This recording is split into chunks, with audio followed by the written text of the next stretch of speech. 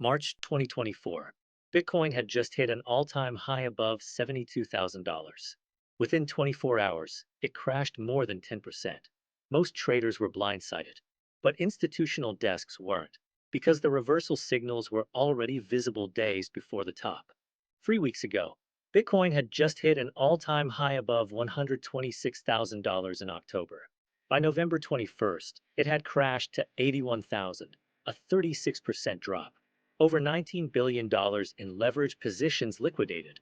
Most traders got annihilated. But institutional desks saw it coming because the reversal signals were flashing red for weeks.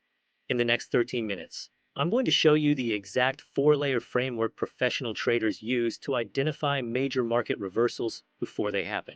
These aren't theories. These are statistically validated methodologies that work across equities, crypto, commodities, and currencies. In the next 13 minutes, I'm going to show you the exact four-layer framework professional traders use to identify this reversal before it happened. These aren't theories. These are statistically validated methodologies that work across equities, crypto, commodities, and currencies, and they're signaling another potential inflection point right now. Let's break it down. I'm a market analyst who spent the last 8 years studying market structure and reversal patterns across every major asset class. I've analyzed thousands of inflection points, the ones that worked, and, just as importantly, the false signals that didn't. Here's what I've learned. Market reversals aren't random. They leave footprints. The challenge is that most traders look at only one or two indicators in isolation. RSI hits oversold, so they buy. MACD crosses, so they sell. That approach fails because markets are complex systems. You need multiple layers of confirmation. Today, I'm sharing the institutional framework, the systematic approach that combines momentum, volume, volatility, and market structure to filter false signals and identify high-probability reversals. By the end of this video, you'll understand how to detect regime shifts before price confirms them, distinguish between temporary pullbacks and structural reversals, layer multiple indicators to build conviction, manage the inevitable false signals with proper risk protocols. This is professional-grade methodology, accessible to anyone willing to think systematically. The institutional approach to reversal detection operates on four layers, each serving a specific function. Think of it as a filtering system. Each layer either confirms or contradicts the others. Layer 1. Momentum divergences. This is your early warning system. Momentum indicators, RSI, MACD, stochastics, measure the rate of change in price. When momentum diverges from price action, it signals that the current trend is losing internal strength before the price structure breaks. Layer 2. Volume confirmation. Price is what? Volume is why. This layer examines whether smart money is accumulating or distributing. Tools like on-balance volume and accumulation/distribution reveal institutional positioning that often precedes visible price reversals. Layer 3. Volatility regimes. Volatility doesn't move randomly. It cycles between contraction and expansion. The Bollinger Band squeeze quantifies these cycles. When volatility is compressed for an extended period, the market is coiling.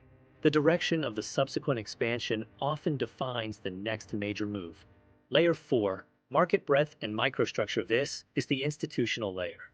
Are reversals isolated to a few large-cap names, or are they broad-based? Is order flow balanced or skewed? Breadth indicators like the advanced decline line and microstructure data reveal whether the reversal has structural support or is likely to fail. The framework works sequentially.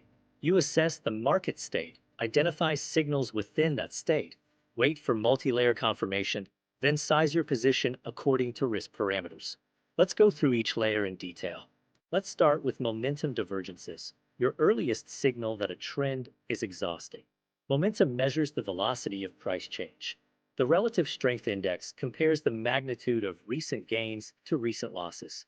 When price makes a new high but RSI fails to confirm, making a lower high instead, that's bearish divergence. The market is still climbing, but with decreasing force. The inverse is bullish divergence. Price makes a lower low, but RSI makes a higher low.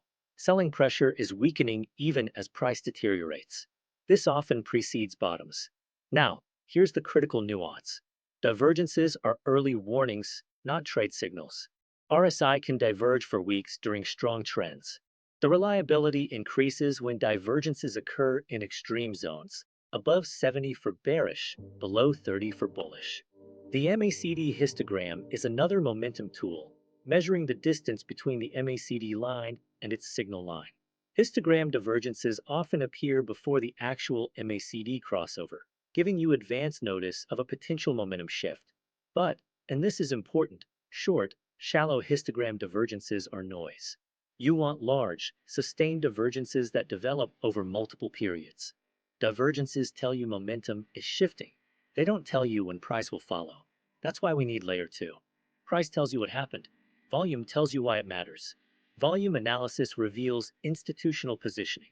When large players accumulate or distribute, they leave volume footprints that precede price reversals.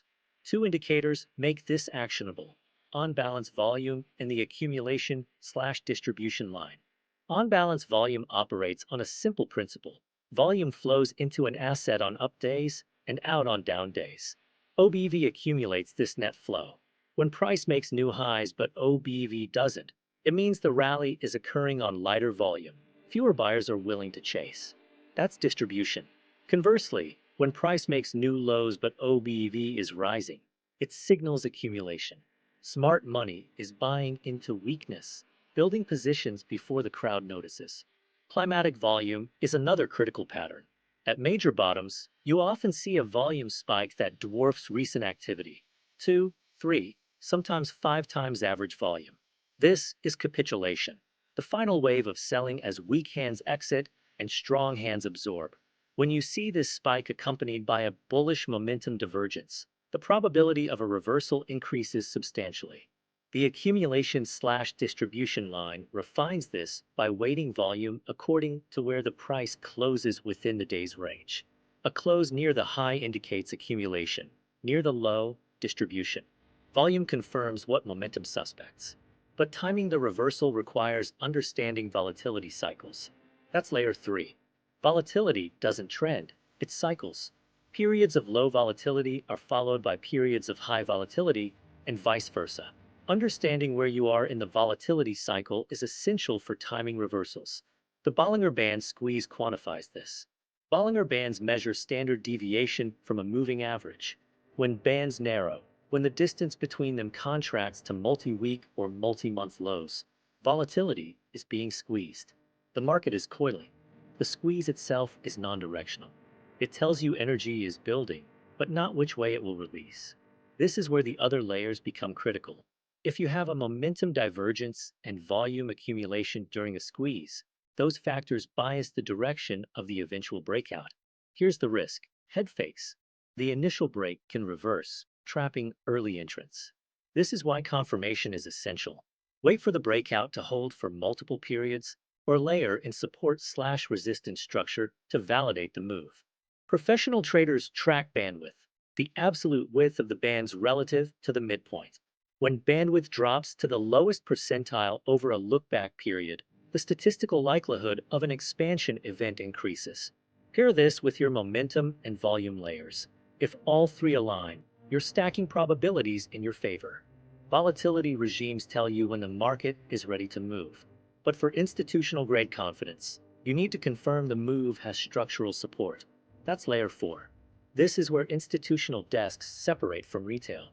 Market breadth and microstructure analysis reveal whether a reversal has broad participation or is confined to a narrow set of securities.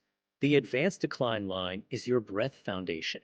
It's a cumulative measure of the number of advancing stocks minus declining stocks. When an index makes new highs but the AD line doesn't, it means the rally is concentrated in a few large-cap names while the majority of stocks are weakening. That's a negative divergence, a warning that the index move lacks structural support. Historically, major market tops are preceded by breadth divergences. The index keeps grinding higher, carried by megacaps, while mid and small caps roll over. Eventually, even the large caps can't hold, and the index follows breadth lower. The inverse is equally powerful. At bottoms, the AD line often turns before the index. Breadth improves. More stocks participate in the recovery, even as the headline number lags. This gives you advance notice of a structural reversal. Microstructure takes this deeper. Order flow imbalance. The net buying or selling pressure at the bid-ask level reveals institutional positioning in real time. When you see large, directional imbalances on declining liquidity, price moves amplify. This is why some reversals overshoot and others revert quickly. Monitoring order book depth alongside volume and momentum gives you context. A bearish divergence occurring as market depth thins and sell-side imbalances surge, that's a high conviction setup. The same divergence with balanced flow and deep liquidity, much less reliable. Layers 1 through 3 tell you a reversal might be forming. Layer 4 tells you whether it has the structural integrity to sustain. Now let's see how all four layers work together in a real-world case. Let's apply the framework to Bitcoin in early 2024, a textbook example of how all four layers converge to signal a major reversal. Let's apply the framework to what just happened, Bitcoin in November 2025.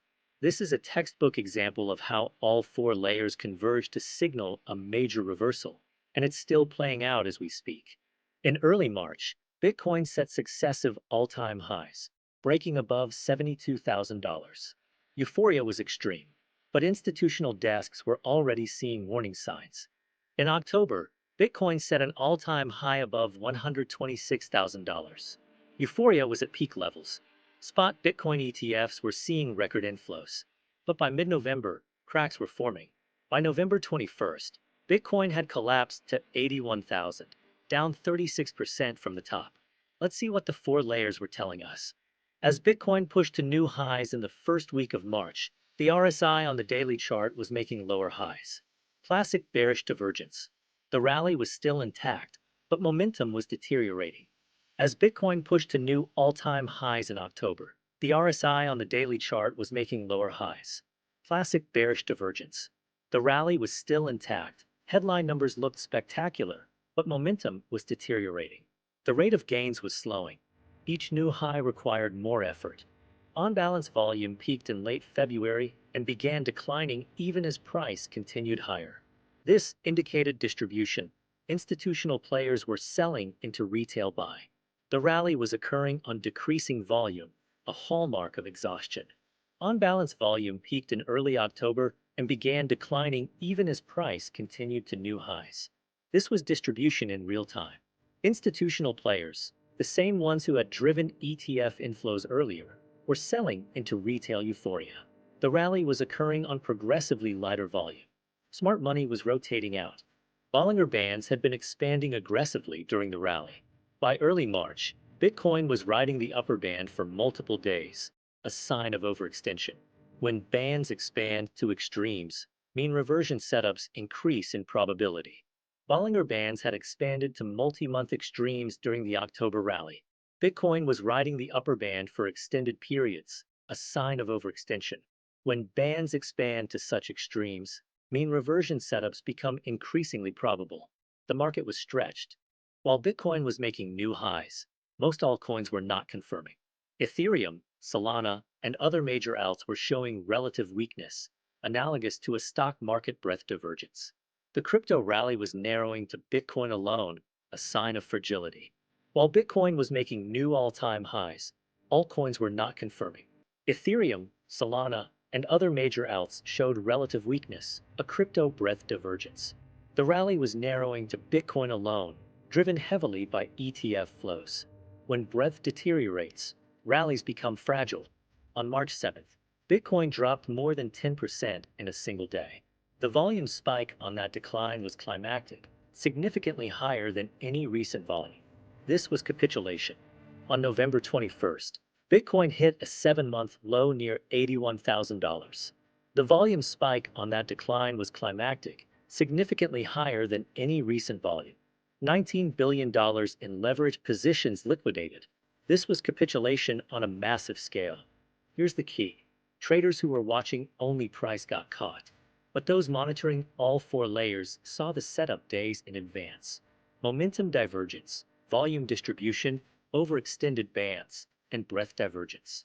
When all four layers align, the probability of a reversal is not certain, but it's high enough to act. But here's what makes this case study powerful. The reversal didn't end there. By November 27th, just 6 days later, Bitcoin had rallied back above 90,000. Why? Because traders monitoring all four layers recognized the capitulation signal. RSI had hit oversold levels historically associated with bottoms. Volume at the low was climactic. The market had flushed out excessive leverage. Institutional money started flowing back in. BlackRock and Fidelity ETFs showed renewed inflows. This is how institutional desks think. They don't predict, they position based on probabilities. And when multiple independent signals converge, probabilities tilt decisively. This is how institutional desks think. They saw the bearish setup in October, momentum divergence, volume distribution, overextension, breadth weakness, and reduced exposure. Then they saw the bullish reversal setup on November 21st, climactic volume, oversold RSI, market deleveraging, and started re-entering. They don't predict tops and bottoms. They position based on probabilities. When multiple independent signals converge, probabilities tilt decisively. Let's bring this together. Spotting market reversals before everyone else isn't about finding a magic indicator. It's about systematic, multi-factor analysis. Layer 1. Momentum divergences, your early warning system. RSI and MACD histogram signal when trends are losing internal strength. Layer 2. Volume confirmation, the institutional footprint. OBV, ADL, and climactic volume reveal accumulation and distribution before price response. Layer 3. Volatility regimes, the timing mechanism. Bollinger Band squeeze tells you when the market is coiled and ready to move. Layer 4. Breadth and microstructure, the structural validation. AD line and order flow confirm whether the reversal has broad support or is likely to fail. Here's how to apply this systematically. State assessment. Where is the market in its trend? Use moving averages and recent structure to define the current regime. Signal identification. Are momentum divergences forming? Is volume confirming or contradicting price action? Is volatility compressed or expanding? Multi-layer confirmation. Don't act on a single signal. Wait for at least 2, preferably 3 layers to align. A momentum divergence alone is a watch item. A divergence plus volume distribution plus a volatility extreme is actionable. Risk management. Even the best setups fail. Define your invalidation point before entering. If the reversal thesis breaks, exit without hesitation. Institutional traders size positions based on conviction. The more layers that align, the larger the allocation within risk parameters. Markets are probabilistic, not deterministic. You will encounter false signals. You will miss some reversals. That's unavoidable. What separates professional traders from amateurs is process. Amateurs chase price and react emotionally. Professionals build frameworks, assess probabilities, and manage risk. The 4-layer framework gives you a repeatable process. Test it, refine it, make it yours. And remember, the goal isn't to catch every reversal. The goal is to catch enough of them, with enough conviction that your edge compounds over time. If you found this valuable, hit subscribe.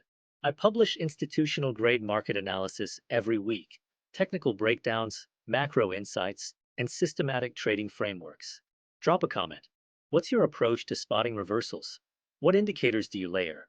Thanks for watching. Trade smart, manage risk, and I'll see you in the next one.